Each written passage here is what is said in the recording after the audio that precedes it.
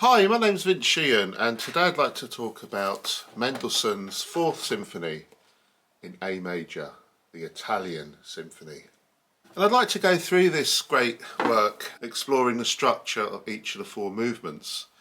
I'm one of those people who really enjoys following the form of classical music as I listen to it. It helps me make sense of it, and if you're that way inclined, hopefully this video will be helpful for you. Now, Mendelssohn visited Italy in 1830, and this seems to be where he first started thinking about an Italian symphony. Remember, the previous year he'd been in Scotland, which inspired his Scottish symphony. Well, he was in Italy. He started to get some ideas, but it wasn't until 1832 that he started working on it in earnest after he received a commission from the London Philharmonic Society. Mendelssohn was always popular in Great Britain, and eventually the piece was premiered in London in the Hanover Rooms, where Haydn actually premiered his London symphonies, and it was a great success. It really was seen as a remarkable achievement. But Mendelssohn wasn't happy with it. Began revising the score straight after the premiere, and then he didn't publish it. No one really knows why, but there we have it. He didn't want it published. He didn't want it. He had plans to revise it, which never came to pass before he died in 1847, which is weird, because it is one of the most perfect symphonies ever written. One of the freshest, one of the most joyous, one of the most engaging, one of the most exhilarating pieces of classical music ever written, in my opinion. And it is perfect in terms of its form, in terms of its melodic interest, in terms of its development. It really is an amazing work of genius. Now, the first movement, the Allegro vivace, is in sonata form. We begin with this wonderfully joyous and spontaneous melody. We have these A major chords in the woodwinds. Then we have the melody.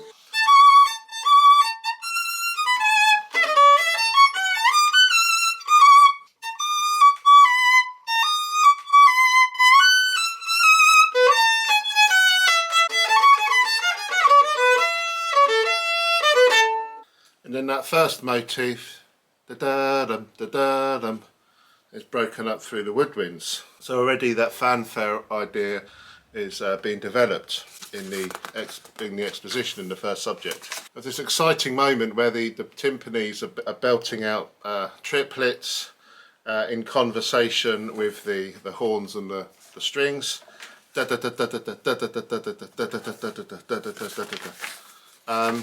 Before we come to a transition based on those triplet runs, with a rising idea in the seconds and violas.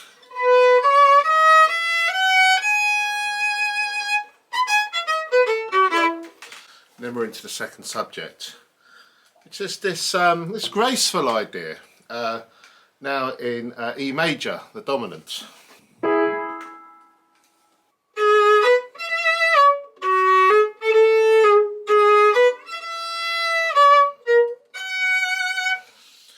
And then that's kind of built on with this idea.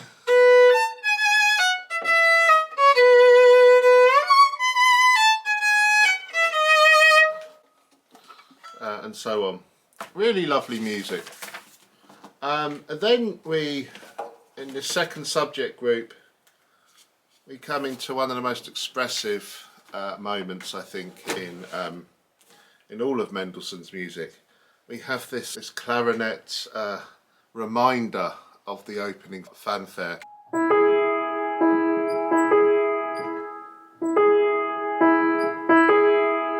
And the music builds up, and we're into a Codetta based on the first subject, this time in the dominant.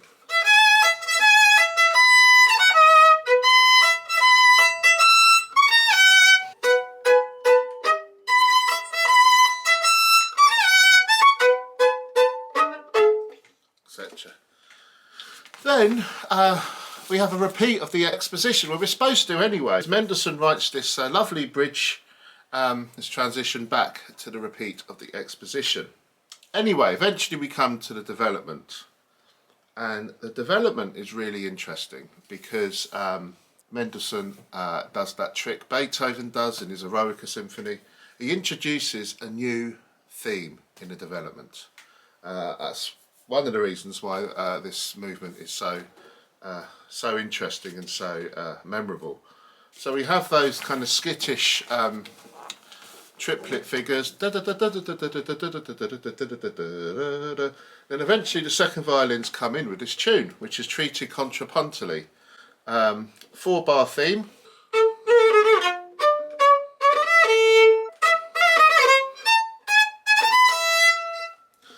That kind of thing, and just this kind of tissue of polyphony based around this motif with those triplet ideas from the first subject are kind of woven together, stitched together, and the orchestra's just brought right down just to the strings here.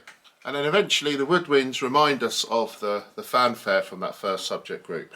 Then we come to this wonderful bit where we hear the first subject in these kind of rather pained, anguished cries in the first violins.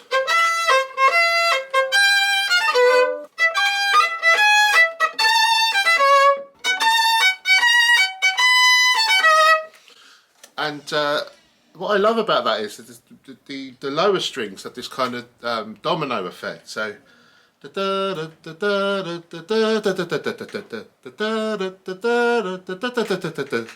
it's really exciting, and then we come to the great climax of the development in the B minor statement of the new theme.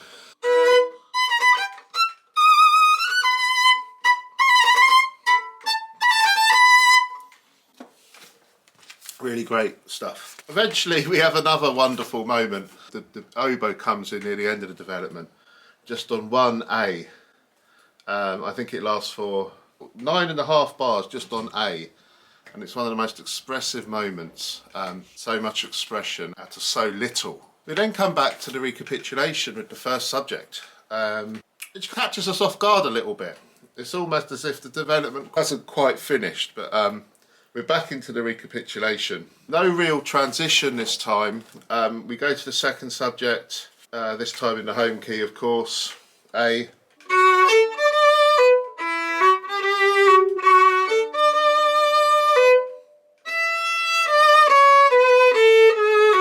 Etc. This beautiful close harmony between the violas and cellos. Then there's no Codetta, but we're straight into the Coda, and guess what? The Coda, we have the return of that new melody we hear in the development, this time in the winds.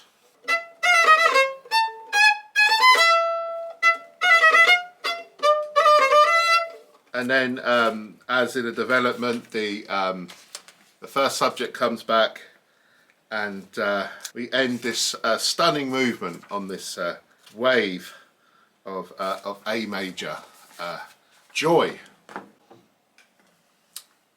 The second movement is in D minor. It's kind of like a processional march.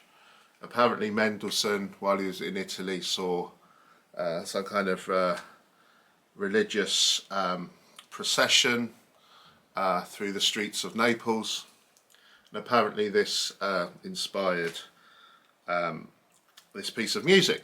It's essentially in two sections which are repeated. The key's slightly different, so an A, B, A, B, and then a coda. And by the way, the form for each of the movements is in the description below. So we begin with this solemn melody. Which acts like an introduction.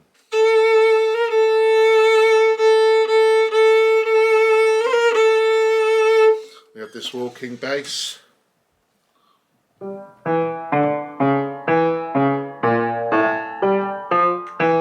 And then the melody.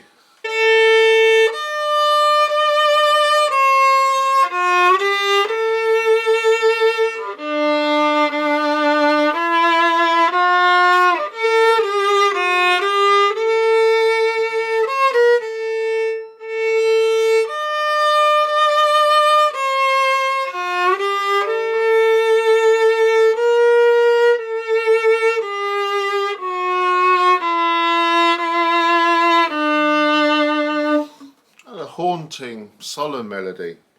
We then have a corresponding phrase which rises.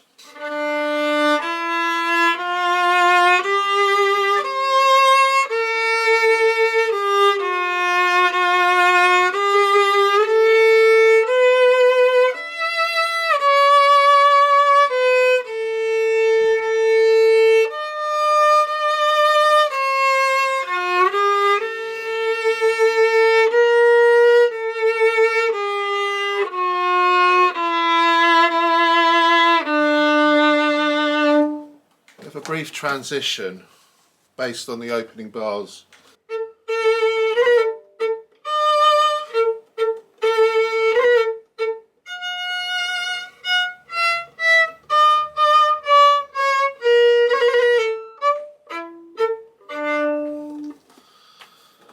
We then have a kind of a lushly scored contrasting section in A major, and a dominant major key, which goes like this.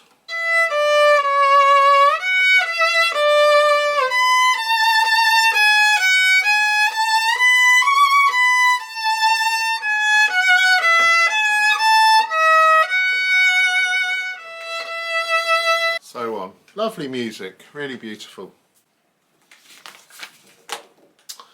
We then go back to the A section, this time not in D minor, but in A minor, before we finally come to that new section again, the B section, back in D major, and we have a coda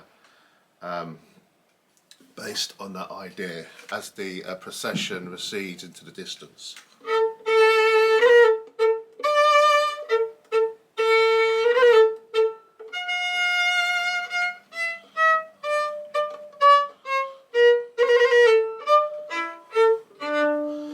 And then that walking bass closes this this movement.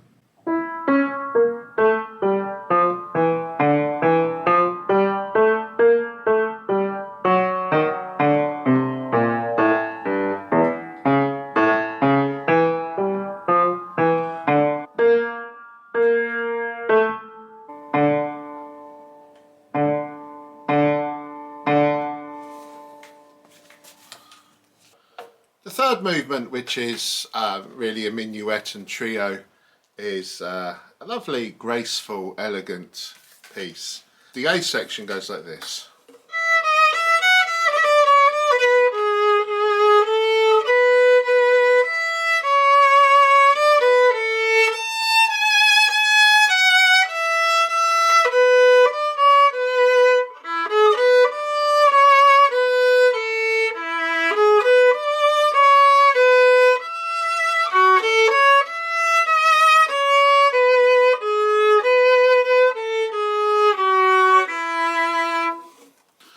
Then it's repeated and then developed a bit more, kind of B minor.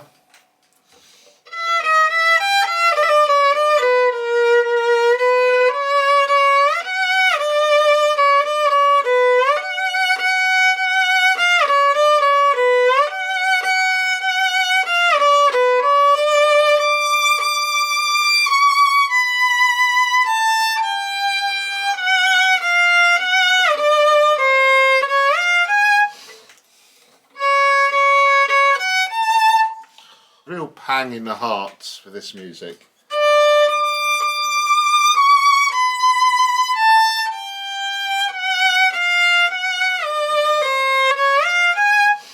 The B section, the trio, features horns prominently.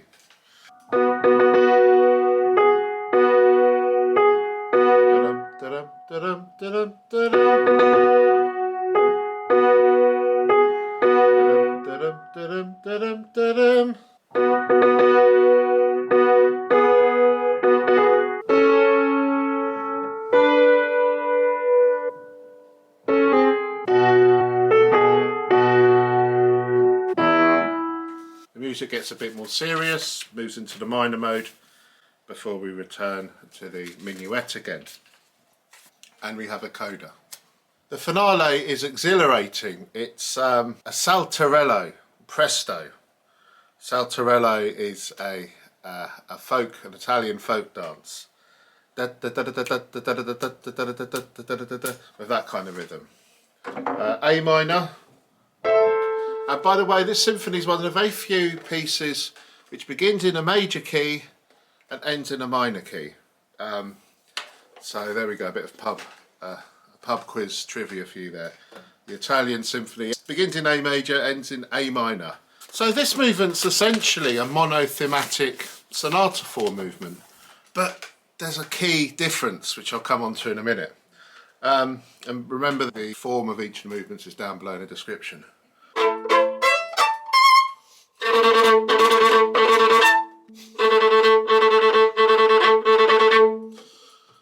Then we have the main tune in the flutes.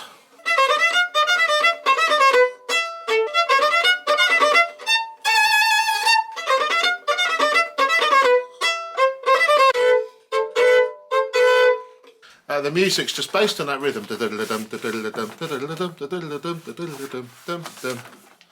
We then come to a transition where the strings are in kind of unison.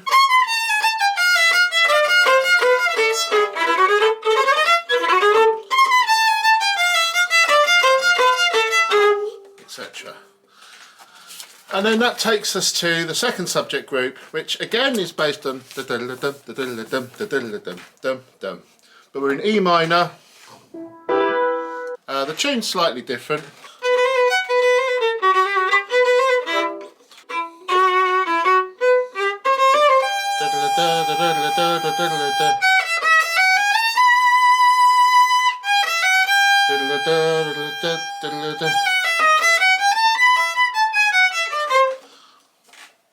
Then we have this kind of fugato passage before we come back to. We have a brief and stormy Codetta before we go into the development, which starts in the tonic A minor before it veers off course. We have that saltarello rhythm, but we also have this new idea, which is a tarantella, and a tarantella is just a stream of triplets. They're called a tarantella because apparently they believed that if you got bitten by a tarantula, if you kept moving, you wouldn't succumb to the poison. And it's this idea.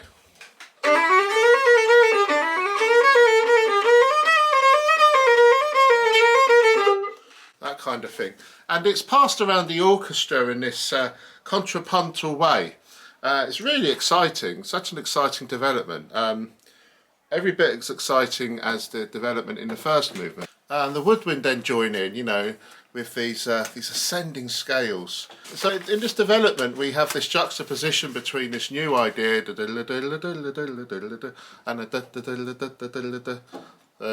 tarantella and the saltarello. This music builds up to an exciting climax. We're expecting a recapitulation, as form would dictate, sonata form, but no, Mendelssohn completely leaves out the recapitulation, and we go head forth into a terrifically exciting coda, which ends this marvellous symphony resolutely in A minor. Such a masterstroke.